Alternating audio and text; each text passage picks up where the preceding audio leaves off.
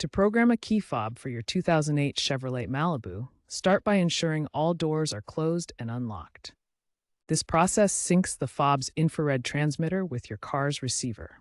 First, insert the key into the ignition. Turn it to the on position without starting the engine, then back to off. Remove the key.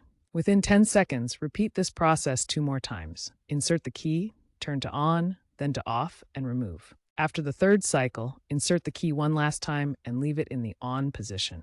The doors should automatically lock and unlock, indicating that your Malibu has entered programming mode. Once your 2008 Malibu is in programming mode, with doors automatically locking and unlocking, you're ready to pair the key fob.